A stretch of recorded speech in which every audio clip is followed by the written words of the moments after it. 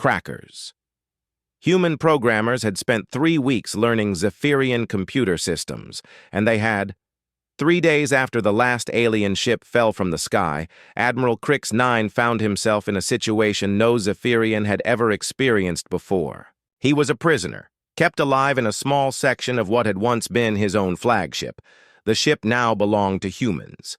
They had not just captured it, they had improved it. The vessel that had once been the pride of the Zephyrian fleet was now faster, more powerful, and more advanced than when his species had built it. Crix 9 sat in his cell and tried to understand how everything had gone so wrong. His empire had ruled the galaxy for 3,000 years. They had perfected the art of conquest. How had a primitive species defeated them so completely? General Jake Morrison visited the alien admiral on the 4th day after the battle. The human looked tired but satisfied as he sat across from the defeated alien leader.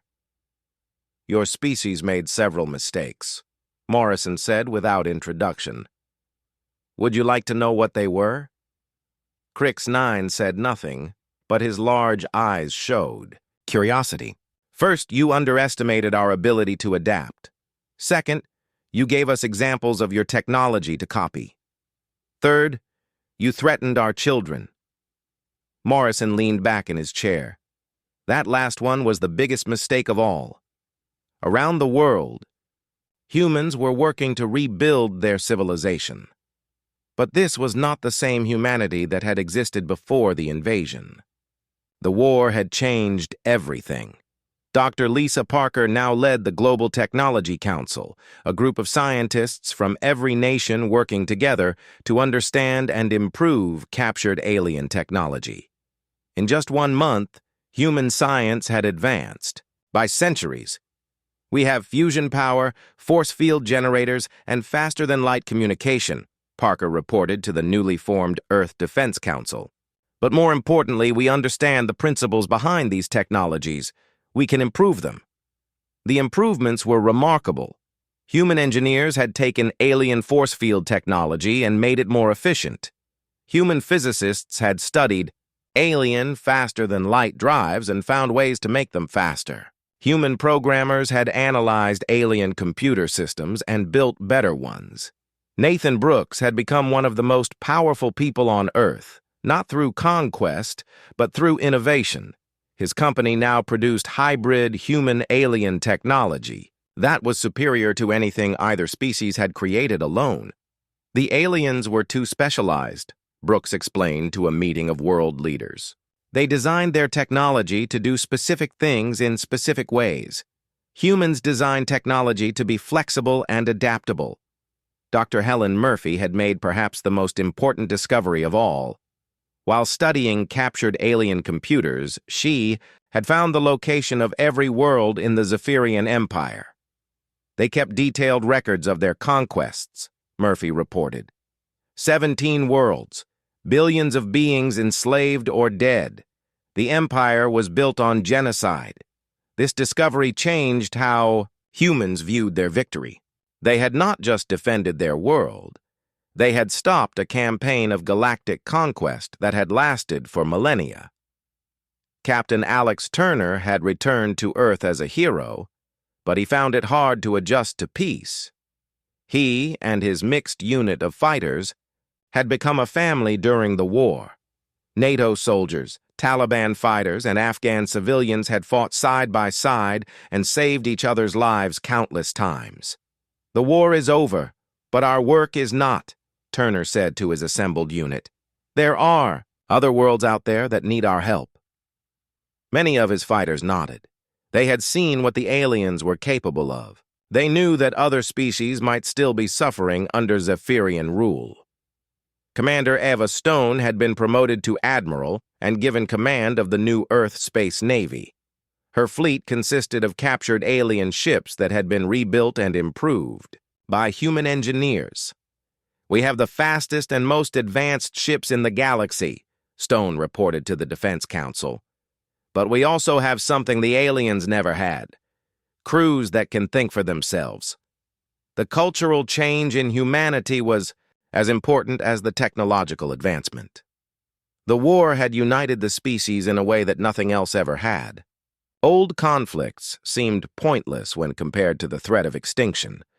President Helen Rodriguez, who had led the United States during the invasion, now served as the first president of the United Earth government. The war had shown that humanity's strength came from working together. "We are no longer just Americans or Chinese or Germans," Rodriguez said in her inaugural address. "We are humans, and we have a responsibility to use our strength wisely." The question of what to do with that strength was hotly debated. Some humans wanted to use their new technology to explore the galaxy peacefully. Others wanted to hunt down the remaining Zephyrian forces and free the enslaved worlds. Dr. Parker advocated for a middle path. "We should explore, but we should also be prepared to fight. The galaxy is dangerous, and there may be other empires like the Zephyrians out there." The debate was settled when long-range sensors detected Zephyrian ships at the edge of the solar system. These were not invasion fleets, they were refugees. Word of the Empire's defeat had spread, and surviving Zephyrians were fleeing from their former subjects who were rising in rebellion. Admiral Stone led a fleet to intercept the refugees. What they found surprised everyone. "They are not soldiers," Stone reported. "They are civilians, families with children. They are asking for asylum." The decision of what to do with Zephyrian refugees became humanity's first test as a galactic power. Some humans wanted revenge for the invasion. Others argued for mercy. In the end, humanity chose to be better than their former enemies. The refugees were allowed to settle on a small moon in the outer solar system under human supervision. They would be studied, but they would also be protected. It was a decision that would define how the galaxy saw humanity for generations to come. Lieutenant Pete Clark had become famous throughout human space as the first person to successfully pilot an alien ship. Now he led the Earth Space Academy, training a new generation of space pilots. The aliens flew their ships like they were following a manual, Clark explained to his students. Every maneuver was by the book, every tactic was predictable. Human pilots are different. We improvise. We adapt. We take risks. The students Clark trained would form the core of humanity's expansion into the galaxy. They would carry human values and human creativity to the stars. Commander Lisa Chen had survived the war and became the leader of Earth's exploration fleet. Her mission was to find the worlds that had been conquered by the Zephyrians and help them rebuild. "We are not conquerors," Chen told her crews before they left Earth. "We are liberators. We go into the galaxy to help, not to rule." The first liberated world was called Kepler 442b by human astronomers. The Zephyrians had called it Agricultural World 7. The beings who lived there were plant-like creatures who had been enslaved to grow food for the Empire. When Chen's fleet arrived, the Keplerian leaders could not believe what they were seeing. "You destroyed the Zephyrian Empire?" asked the Keplerian leader, a tall being who looked like a walking tree. "How is this possible? They had the most advanced technology in the galaxy." Chen smiled. "They had advanced technology. We had something better, the willingness to use that technology in ways they never imagined." The liberation of the enslaved worlds took 2 years. Each world presented different challenges, but human adaptability and creativity found solutions to every problem. On some worlds, the former slaves had risen in rebellion and needed weapons and training. On others, the population was too weak, from centuries of oppression to fight for themselves. In each case, human forces provided exactly the help that was needed. Dr. Parker led the effort to share human-improved technology with the liberated worlds. "We are not keeping this knowledge to ourselves," she announced. "Every species should have the right to defend itself." The technological sharing program transformed the galaxy. Worlds that had been helpless against the Zephyrians now had advanced defenses. Species that had never cooperated before began working together against common threats. But the greatest change was in how the galaxy viewed humanity. The species that had been dismissed as primitive was now recognized as the most innovative and adaptable in known space. General Danny Wright had established the Human Colonial Marines, units designed to help defend liberated worlds against any remaining Zephyrian forces or other threats. His Marines were trained in human tactical flexibility and equipped with the best hybrid technology available. "We fight differently than anyone else in the galaxy," Wright explained to his officers. "We do not just follow orders. We think for ourselves. We do not just use our weapons. We improve them. We do not just win battles. We change the rules of war." The Marines became legendary throughout the galaxy for their ability to win impossible battles and their refusal to accept defeat, under any circumstances. 5 years after the invasion, humanity had established a peaceful but powerful presence throughout the galaxy. The Earth Federation included dozens of member worlds, all protected by human military technology and unified by human ideals of cooperation and innovation. The Zephyrian Empire was gone, remembered only as a warning about the dangers of underestimating other species. In its place was a galactic community based on mutual respect and shared technology. Admiral Crix 9 had lived to see his empire fall and humanity rise. The alarm rang through Luna Station at exactly 0347 hours. Commander Jake Martinez rolled out of his bunk and ran to the communications center. His boots hit the metal floor hard as he moved through the narrow halls of the space station that orbited Earth's moon. "What do we have?" Jake asked as he entered the room full of blinking screens and busy technicians. Lieutenant Sam Davis turned from his console with wide eyes. "Sir, we're getting a transmission from outside our solar system. It's not like anything we've seen before." Jake moved to the main screen. The message was coming through in multiple languages, some that human computers had never heard before. But there was one part in English, translated by whoever sent it. "To any species capable of warfare. The galaxy faces extinction. We have tried everything else. We need military help now. Please respond." The message repeated over and over. Jake felt his stomach drop. Humanity had been contacted by aliens 50 years ago, but they had called humans too violent and primitive to join their galactic community. Now those same aliens were asking for military help. "Get me a direct line to Earth Command," Jake ordered. "Priority 1. Within minutes, Jake was speaking to General Paul Brooks at the Pentagon. The general's face appeared on the screen, looking tired but alert. "Jake, tell me this is some kind of joke," Brooks said. "No, sir. We've confirmed the transmission is coming from the Proxima Centauri system. The signal is strong and clear. They're desperate." Brooks was quiet for a moment. "I'm calling an emergency meeting with the president. Keep monitoring that signal and see if you can establish two-way communication." Jake spent the next hour trying to respond to the alien transmission. Finally, a reply came through.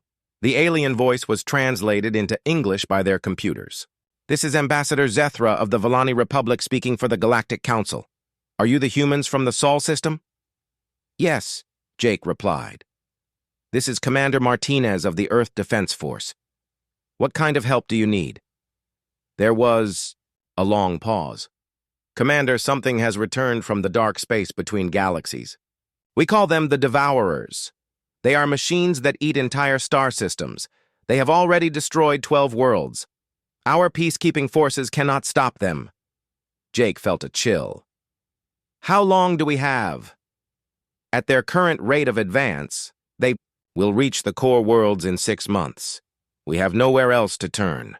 Your species has the most advanced military we know of." On Earth, President Lisa Carter sat in the Situation Room with her top advisors. General Brooks had just finished explaining the alien transmission. The room was silent except for the hum of computers. "So let me understand this," Carter said. 50 years ago, these aliens told us we were too violent to join their club. Now they want us to save them?" Secretary of Defense Tom Wilson nodded. "That's about right, Madam President. The irony is thick." Admiral Susan White leaned forward. "The question is, what do we do about it? We could ignore them. They rejected us first. Carter shook her head. We're talking about genocide on a galactic scale. If these devourers are as bad as they say, they won't stop with alien worlds. Eventually, they'll come for Earth. General Brooks pulled up a hologram showing their current military assets. We have 342 combat-ready vessels, including our newest dreadnoughts. Our weapons technology is about 50 years ahead of anything the aliens showed us during first contact. Because they thought our weapons were too destructive, Admiral White added, they preferred energy shields and stun beams. We prefer nuclear missiles and railguns. Carter stood and walked to the window overlooking the Potomac River. Paul, how quickly can we mobilize a fleet? If we strip defenses from Mars and the outer colonies, we could have 200 ships ready to jump in 72 hours. But, Madam President, we'd be going in blind. We don't know what we're facing. Sometimes you have to jump before you look, Carter said. Admiral White, I want you to command this operation. Take our best ships and our best people. Show the galaxy what humans can do when we put our minds to it. Back on Luna Station, Jake was coordinating with Earth Command to prepare the fleet. Captain Tony Garcia arrived with his ship, the USS Vengeance, leading a group of heavy cruisers. The Vengeance was typical of human military design: thick armor, massive engines, and enough firepower to level a small city. Jake, what are we walking into? Tony asked as they reviewed star charts in the briefing room.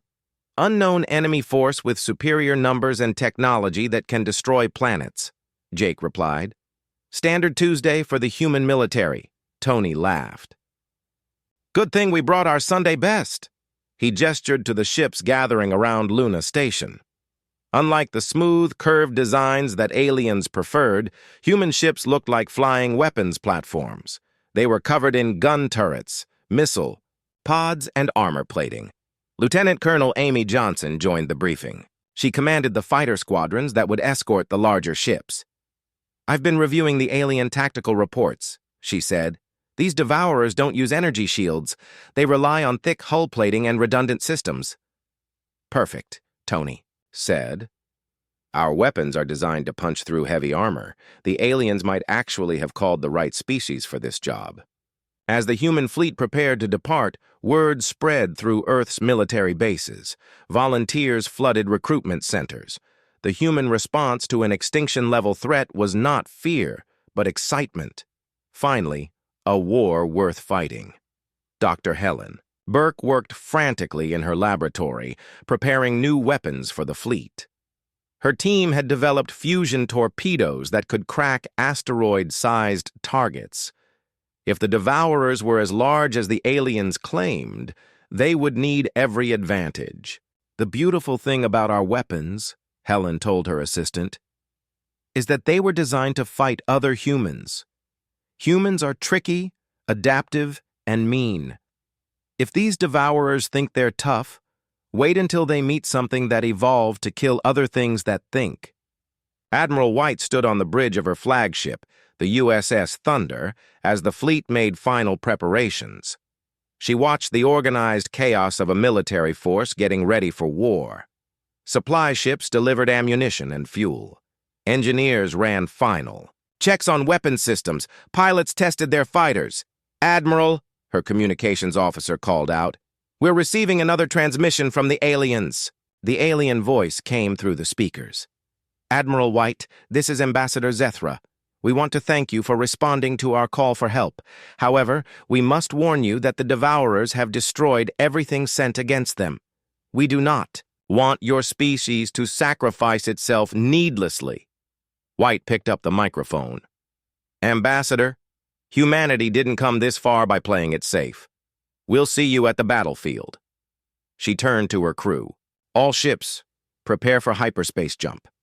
Let's go show the galaxy what Earth's children can do. The human fleet jumped into hyperspace, leaving Earth's solar system for the first time as a military force. Behind them, they left a planet united in purpose. Ahead of them waited an enemy that had never faced anything like humanity. In the deep of space, ancient machines detected the approaching human fleet. The Devourers had consumed thousands of civilizations, each one falling after brief resistance. They calculated that these new arrivals would last perhaps 6 hours against their superior numbers. They had never encountered a species that considered 6 hours plenty of time to ruin someone's entire day. The human fleet dropped out of hyperspace at the edge of the HFY system and immediately knew they were too late. The planet that should have been blue and green was now a burning orange ball. Massive black ships, each the size of small moons, surrounded it like vultures around a corpse. "Jesus Christ," whispered Captain Tony Garcia from the bridge of the USS Vengeance. His crew stared at the tactical display showing dozens of alien evacuation ships fleeing the system while the enormous Devourer vessels methodically tore apart the planet below. Admiral Susan White stood on the bridge of the USS Thunder, watching the destruction through the main screen. The planet was dying. Chunks of land and ocean were being pulled up into the waiting Devourer ships, like food being eaten by massive mouths. "Communications, get me the evacuation fleet," White ordered. A panicked alien voice came through the speakers. "Human ships, you must retreat immediately. The Devourers cannot be stopped. We have lost 17 warships trying to delay them." White studied the tactical display. The alien warships were small and fast, darting around the edges of the Devourer formation. Like annoying insects, their weapons barely scratched the black hulls of the enemy ships. "What's our ship count?" White asked her tactical officer. 47 combat vessels, Admiral. The Devourers have 12 active ships, but each one is roughly the size of our entire fleet." White nodded. "Have they detected us yet?" "No, ma'am. We're still outside their sensor range." White opened a channel to all human ships. "This is Admiral White to all vessels. We're looking at an enemy that has just destroyed a planet and is about to finish off the survivors. I know what our orders were, but I'm changing them. We're not here to make friends or follow alien rules of war. We're here to kill these things before they kill everything else." Captain Tony Garcia felt his crew tense around him. They had trained for space combat, but this was their first real battle against an alien enemy. The Devourers were bigger than anything in human space. "All ships, break formation," White continued. "Weapons free. Attack pattern Delta. Show them what humans do to bullies." The human fleet spread out and accelerated toward the Devourer formation. The alien evacuation ships watched in shock as the small human vessels charged directly at enemies that outweighed them 1,000 to 1. Lieutenant Colonel Amy Johnson led the first strike wing from her fighter. Her squadron of 30 bombers carried the heaviest weapons humanity had ever built. Fusion torpedoes designed to crack open armored space stations. "Tiger Squadron, this is Tiger Lead," Amy transmitted to her pilots. "Remember your training. These things are big, but big things have big weak spots. Find the engines, find the weapons, and put your bombs right where they'll hurt most." The Devourers finally noticed the approaching human fleet. Energy beams lanced out from the massive ships, designed to disable rather than destroy. The aliens, who built them, had never conceived of total warfare. The first human ship hit was the destroyer USS Shark. The Devourer beam punched through its shields and damaged its engines, but the ship kept coming. Captain Bill Hayes ordered all power to weapons and rammed his dying ship directly into the nearest Devourer's hull. The explosion from the Shark's nuclear reactor tore a hole the size of a city block in the Devourer's armor. For the first time in the war, one of the massive ships showed visible damage. "Did you see that?" Amy called out to her squadron. "They can be hurt. Follow me in." The human fighters dove toward the damaged Devourer like sharks smelling blood. Amy's torpedo struck dead center in the hole left by the Shark. The fusion warhead detonated inside the Devourer's hull, and secondary explosions began rippling through the massive ship. But the Devourers were learning. Their weapons shifted from disabling beams to destructive energy cannons. 3 human ships vanished in balls of superheated plasma. Captain Tony Garcia watched the USS Lightning die and felt anger replace his nervousness. All batteries, target the big one on the left. Put everything we have into its engines. The Vengeance opened fire with every weapon it carried. Nuclear missiles, railgun rounds, and laser cannons all struck the same spot on the Devourer's hull. The massive ship shuddered but kept moving. "Sir, our weapons aren't getting through their main armor," his tactical officer reported. "Then we get closer," Tony replied. "Helm, take us in. Put us right next to that thing." The crew looked at him like he was insane. "Sir, at that range, their point defense will tear us apart." "At that range, our guns will tear them apart too," Tony said. Close to knife-fighting distance. The Vengeance accelerated directly toward the Devourer. Enemy fire struck the ship's armor, but Tony kept going. When they were less than a kilometer from the massive hull, he gave the order to fire everything. At point-blank range, human weapons proved devastatingly effective. The Vengeance's guns punched through the Devourer's armor like paper. Explosions bloomed across the enemy ship's hull as human nuclear warheads detonated inside its structure. But the victory came at a cost. The dying Devourer's weapons found their mark, and the Vengeance's engine section exploded. Tony felt the deck plates buckle under his feet as his ship died around him. "Abandon ship," he ordered. "All hands to the escape pods."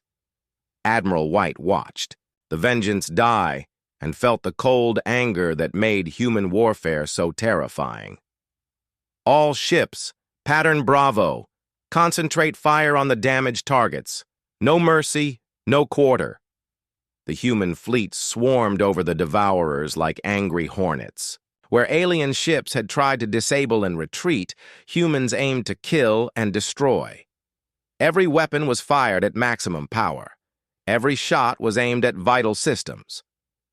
Lieutenant Rick Turner led his bomber directly into a Devourer's main weapon, port. His ship's explosion disabled the massive cannon just as it was preparing to fire on the evacuation fleet. "Tiger Lead, this is Tiger 5, came his final transmission. "Tell my wife I took 12 of them with me." Amy felt tears in her eyes but kept fighting. Around her, human pilots were dying, but they were taking Devourers with them. Each human ship that died damaged or destroyed something vital on the enemy vessels. The battle lasted 6 hours. When it was over, 8 of the 12 Devourers were destroyed or disabled. The remaining 4 retreated into hyperspace, the first time they had ever run from a battle. The human fleet had lost 18 ships and over 3,000 people. But they had done something no alien force had managed. They had made the Devourers retreat.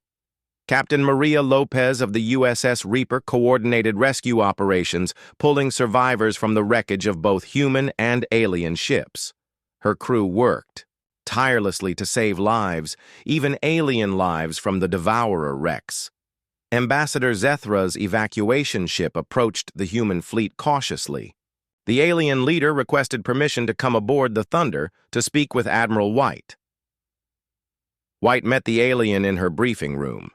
Zethra was tall and thin, with pale blue skin and large dark eyes. The alien looked shaken by what it had witnessed. "Admiral White," Zethra said, "we must thank you for saving our evacuation fleet, but we are concerned by your casualty reports. You lost 30% of your force in that engagement. Are your people not devastated by such losses?"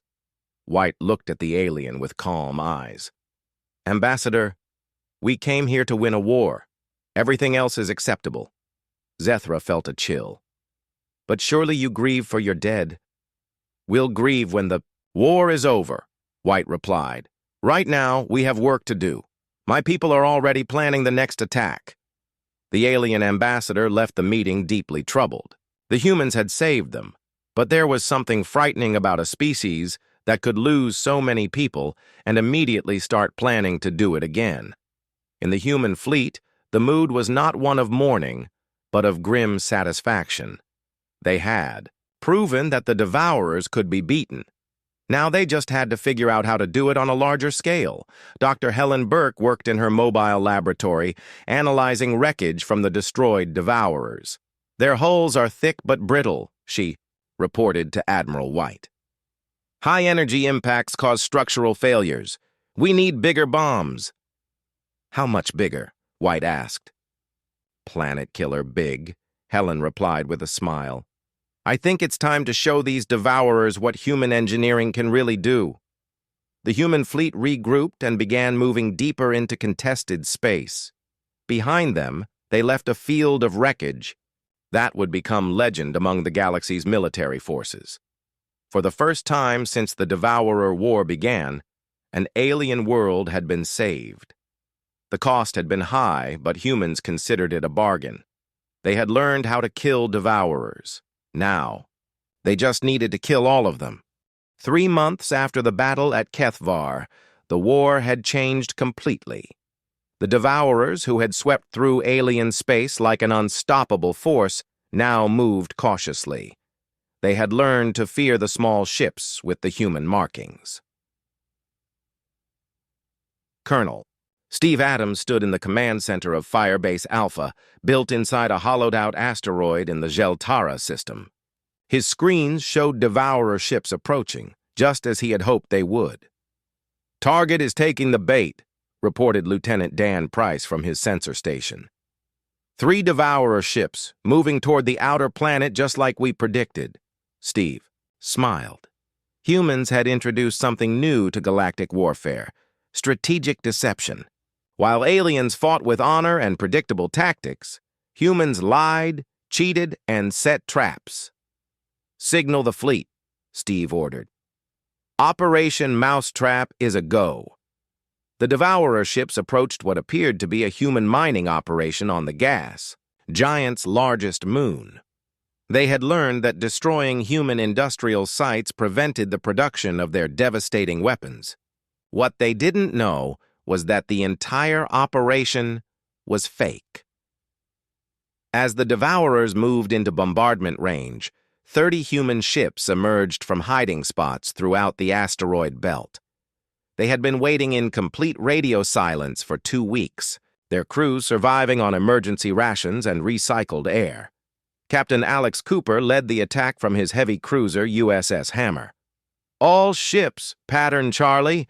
Hit them from all sides at once." The devourers found themselves surrounded by human vessels that appeared from every direction. Fusion torpedoes struck their hulls before they could react. The trap had worked perfectly, but Steve's real innovation was what happened next. Instead of pressing the attack, the human ships retreated after dealing damage. The devourers, confused by this new tactic, tried to pursue.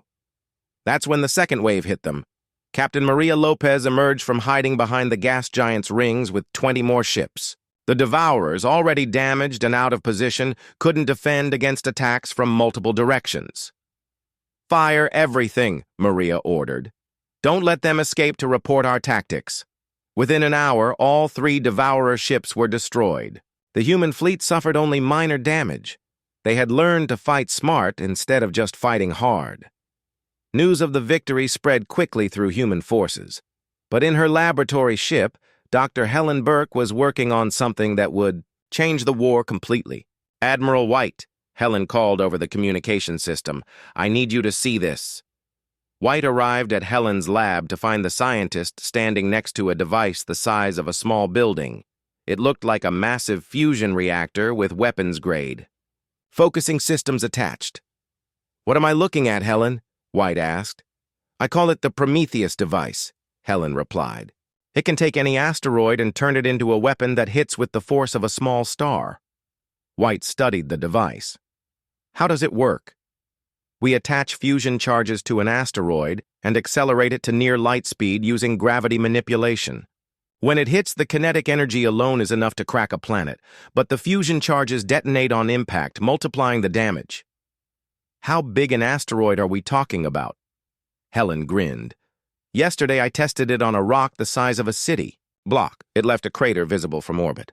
With a mountain-sized asteroid, we could destroy anything the devourers have built." 3 weeks later, Helen got her chance to test the weapon in combat. The Devourers had laid siege to the Jeltara homeworld, surrounding it with their largest, ships. The planet's population was trapped, and conventional weapons couldn't break through the Devourer blockade. "Dr. Burke," Admiral White called from the Thunder's bridge, "you're cleared for Operation Sledgehammer." Helen's team had spent days preparing 17 asteroids, each one loaded with fusion charges and equipped with guidance systems. The rocks ranged in size from small buildings to city blocks. "Firing sequence initiated," Helen reported. "Asteroids away." The first asteroid struck a Devourer ship at 90% of light speed. The impact was visible from the planet's surface as a new star suddenly blazed in the night sky. The Devourer ship simply ceased to exist, vaporized by the tremendous energy release. The other 16 asteroids followed, each one guided toward a different target. The Devourers tried to shoot them down, but projectiles moving at near light speed were nearly impossible to intercept. In minutes, the entire Devourer fleet was destroyed. The siege was broken, and the Jeltara homeworld was saved. Human forces had proven they could kill anything, no matter how large. But it was General Paul Brooks who developed the tactic that truly terrified the galaxy. He called it the no-retreat doctrine. "Every human commander will hold their position unless explicitly ordered to withdraw," Brooks announced to his officers. "We don't run. We don't surrender. We fight until we win or until we're all dead." The first test of this doctrine came at the Battle of Proxima Station. Commander Kelly Shaw found herself surrounded by 6 Devourer ships, with only 3 human vessels to defend the station. Any sane commander would have retreated. Kelly ordered her ships to attack. "This is Commander Shaw to all ships," she transmitted. "We're outnumbered 2-1. They expect us to run. Let's disappoint them." The battle lasted 14 hours. Kelly's ships fought with a ferocity that amazed even veteran human crews. When the USS Eagle lost its main engines, Captain Jim Foster used maneuvering thrusters to ram his ship into a Devourer's bridge section. When the USS Falcon ran out of ammunition, Captain Kate Williams ordered her crew to overload the ship's reactor and use it as a massive bomb. The explosion took out 2 Devourer ships. Kelly's own ship, the USS Defiance, lost all weapons after 10 hours of fighting. She used the ship's remaining power to maintain shields and keep drawing enemy fire, while evacuation ships rescued the station's population. When reinforcements finally arrived, they found Kelly's ship drifting powerless, but intact. She had held the station for 14 hours against impossible odds. The Devourers had retreated rather than face the human reinforcements. The victory at Proxima Station became legend throughout human forces, but it also marked a turning point in how aliens viewed humanity. Ambassador Zethra visited Admiral White after the battle, bringing concerns from the Galactic Council. "Admiral," Zethra said carefully, "we are grateful for your species' help in this war, but we are becoming concerned about your methods. Your people seem to enjoy combat." White considered the alien's words. "Ambassador, my people don't enjoy dying, but we do take satisfaction in winning. But your casualty rates would devastate any other species. How do you maintain morale when so many die?" "Because they don't die for nothing," White replied. "Every human who dies in this war saves alien lives and gets us closer to ending the threat. My people understand that some things are worth dying for." Zethra left the meeting deeply troubled. The humans were winning the war, but their methods raised disturbing questions about what would happen when the fighting ended. Meanwhile, human forces continued to innovate. Captain Tony Garcia, who had survived the destruction of the Vengeance, now commanded the USS Retribution. He had developed new close combat tactics that allowed human ships to fight Devourers at point-blank range. "The key is speed and aggression," Tony explained to a group of new captains. "Get close enough that their big guns can't track you, then hit them with everything you have. They're not used to enemies that want to get closer instead of farther away. Lieutenant Colonel Amy Johnson, now a full colonel, commanded an expanded fighter wing that specialized in precision strikes against Devourer weak points. Her pilots had learned to use the enemy's size against them. Big ships have big blind spots, Amy told her squadron leaders. Find the spots their sensors can't see and their guns can't reach. Then plant your bombs and get out before they know you were there. The human approach to warfare was unlike anything the galaxy had ever seen. Where other species planned careful campaigns with minimal losses, humans planned maximum destruction, with acceptable losses. Where others sought to disable and capture, humans sought to annihilate completely. Dr. Burke's weapons development team worked around the clock to create new tools of destruction. Gravity bombs that could collapse stars, quantum torpedoes that existed in multiple dimensions simultaneously, virus programs that could turn Devourer ships against each other. The beautiful thing about fighting machines, Helen explained to her team, is that they're predictable. They follow programming. Humans are chaotic and adaptable. We can think of things their creators never imagined. As the war progressed, Devourer tactics began changing in response to human innovation. They started avoiding asteroid fields where humans might be hiding. They learned to retreat when faced with human ships instead of pressing attacks. They began using their own deception and trap tactics. But for every adaptation the Devourers made, humans made 10 more. The species that had been rejected from galactic civilization for being too violent was proving that sometimes violence was exactly what the galaxy needed. Admiral White stood on her bridge looking at tactical displays showing human victories across a dozen star systems. Her forces now controlled the offensive initiative in the war. The Devourers were no longer advancing but defending. "Ma'am," her communications officer called out, "we're receiving a priority transmission from Earth Command." President Carter's face appeared on the main screen. "Susan, I'm get 1 year into the war. Humanity controlled space across 12 star systems." The Devourers, who had once swept through the galaxy like an unstoppable plague, now moved in small groups and avoided direct confrontation with human forces. But victory was coming at a price that troubled their alien allies. Admiral Susan White stood in the command center of the new human fortress built in the Zextara Nebula. Around her, holographic displays showed the current state of the war. Green markers indicated human-controlled systems. Red showed Devourer strongholds. Yellow marked contested areas where fighting continued. "Admiral," called Captain Dan Price from his console. "Long-range sensors are detecting a massive Devourer fleet moving toward the Veltar homeworld. At least 50 ships, including some we've never seen before."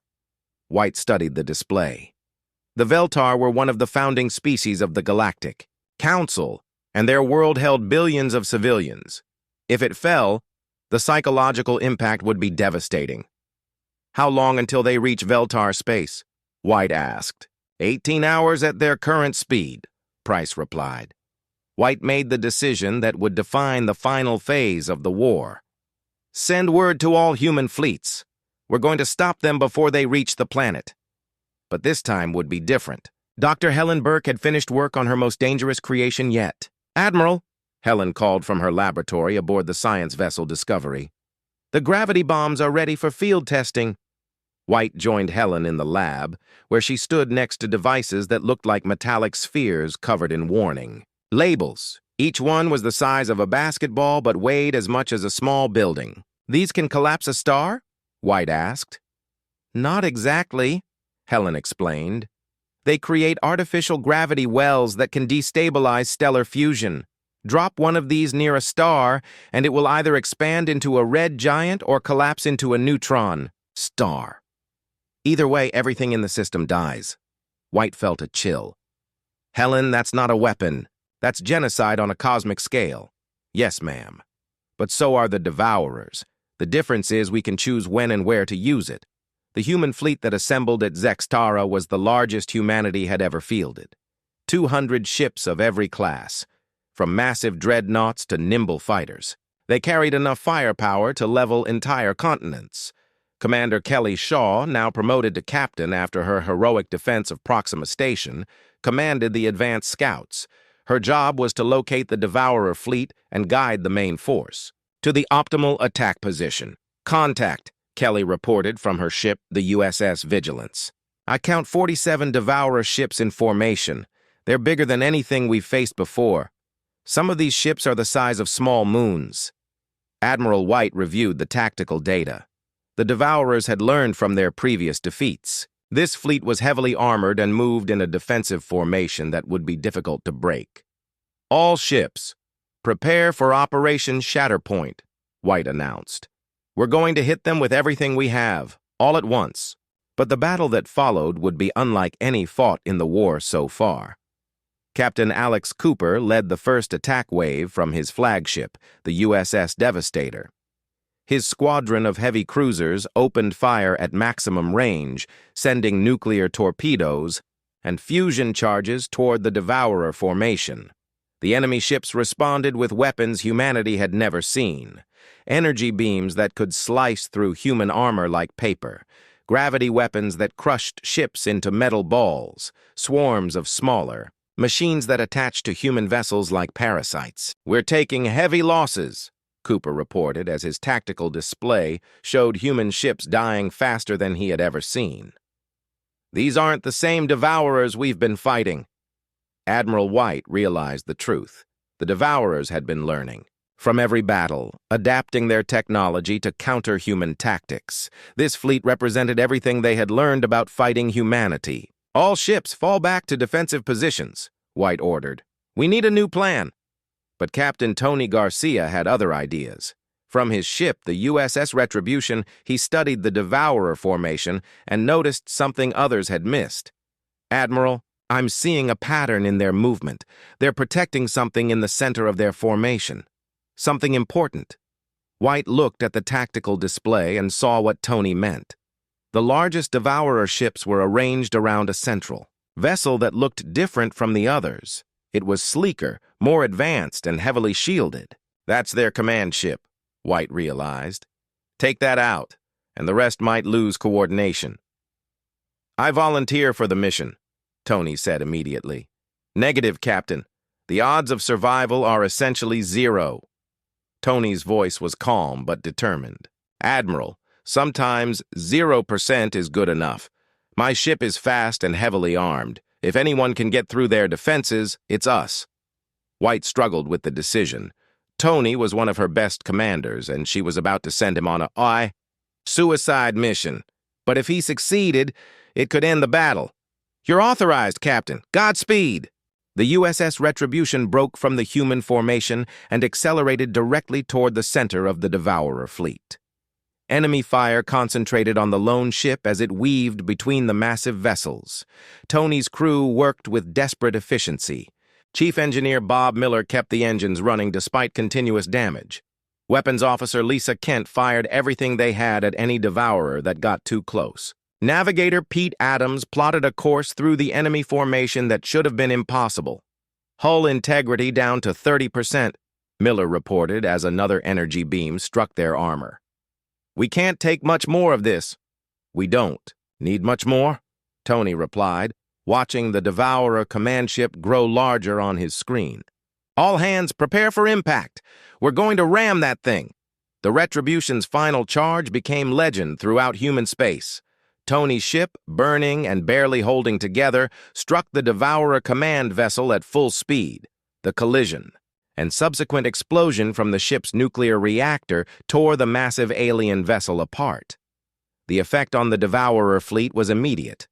Without central coordination, the individual ships began operating independently. Their formation broke apart, making them vulnerable to human attack tactics. "All ships, advance!" White ordered. "Hit them while they're disorganized." The human fleet surged forward, exploiting the confusion Tony's sacrifice had created. Within 3 hours, the entire Devourer force was destroyed or scattered, but the victory came with a terrible realization. As human forces examined the wreckage, they discovered technology that shouldn't have existed.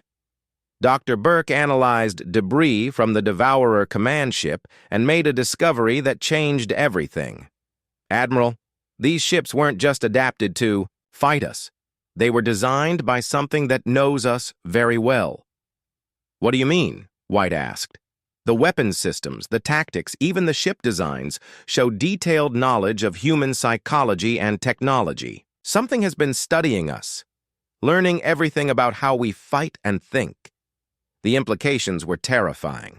If the Devourers had access to detailed intelligence about humanity, it meant they had been preparing for this war longer than anyone realized. Ambassador Zethra arrived at the human command ship with a delegation from the Galactic Council.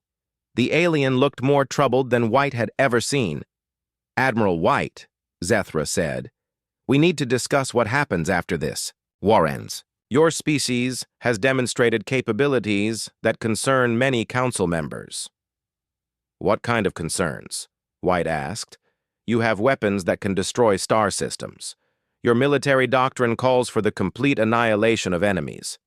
Your people seem to thrive in combat situations that would break other species. Some council members are asking what prevents humanity from becoming the next galactic threat. White considered the alien's words carefully. Ambassador, my people fight to protect. We've never attacked anyone who didn't attack first. But we will always defend ourselves and our allies with everything we have. That's exactly what worries them, Zethra replied. Your definition of defense includes the ability to destroy entire civilizations. The conversation was interrupted by urgent reports from deep space scouts. Captain Kelly Shaw's voice came through the communication system with news that made everyone forget their political concerns. Admiral, we've found the Devourer homeworld. But there's something else. They're not alone. Long-range sensors are detecting something massive coming from outside the galaxy. White felt her blood run cold. Define massive, Captain. Ma'am, whatever's coming makes the Devourer fleet look like fishing boats. And based on the energy signatures, they're not friendly. Dr. Burke worked frantically to analyze the new sensor data. What she found confirmed humanity's worst fears. Admiral, the Devourers aren't the main threat. They're scouts. Something called the Final Dark is coming, and it makes the Devourers look like children playing with toys. White assembled her command staff for an emergency meeting. The war they thought they were winning was about to become something far worse. Ladies and gentlemen, White addressed her officers, we have a choice. We can retreat to Earth and hope. This Final Dark ignores us, or we can finish what we started here and face whatever comes next. The vote was unanimous. Humanity woe.